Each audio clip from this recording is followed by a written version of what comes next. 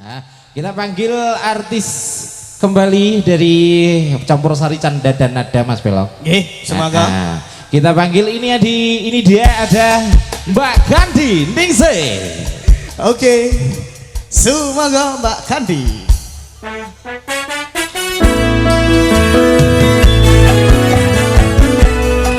Asik, asik.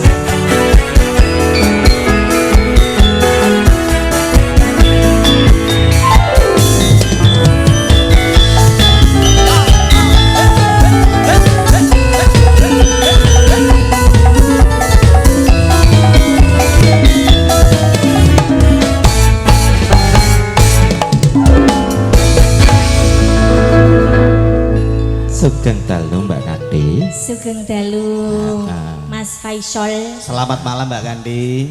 Selamat mamel. Kok mamel? Malam. Diganti ta. Nggih. Ya, saweneng ngiringi ibu-ibu do nuk. Kok donuk piye to? Piye to maksudnya? Nuk. Pinara, Ya, lungguh. lungguh. Heeh. Lungguh ki nek nggonku nuk. Nek nggonku nuk. Nuk. Nek nggonku doprok. Aneh wong ndi aku ora ngerti aku. Ki candi to jane. Lah iya. Nuk barang iki. Bu. Remen mirsani le ya. Wedi. Lah alah, niku sing teng jero nglerak leak ngeten lho. Nggo wanteng ku. Ngene iki Mas Dewi. Wonge ganteng ngono. Wonge ganteng kok ngene. Ora. Sip. Kak isine jempol tok iki lho. Ya nembang ya Mas. Nggih, monggo dipun aturi Tak nyuwun tetembangan. Kangen mawon, kangen karo piantun-piantun ibu-ibu. Endi kene iki Mas? Bader. Dolopo Kabupaten Wargane Pak Sri. Madiun. Nggih, Pak Sri Pur Pak Sripur. Wanto. Heeh. ST. Apa kuwi ST Mas? Sarjana Teknik. Oh ya wis bener. Bener, Ayo. bener. Menawa lho.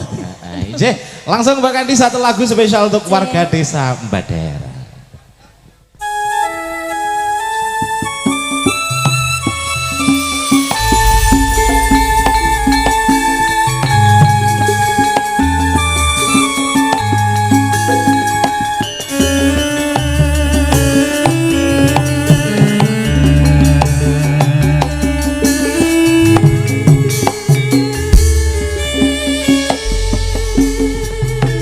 Pitung sasi lawas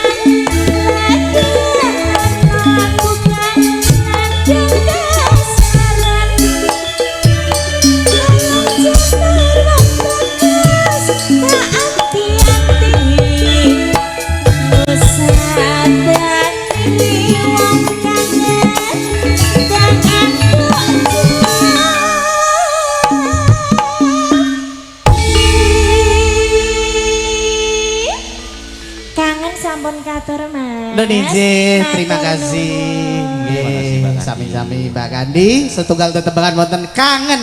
Kangen Enje. Ini selanjutnya ada lagi Mas Belok. Oh, masih ada. Oh masih ada ya. Kan baru 3 yang tampil. Masih ada 10 lagi. Oh, masih ada 10. 10. Wow, banyak sekali. Oke, ada siapa lagi Mas Faisal? Iya tentunya Bapak Ibu.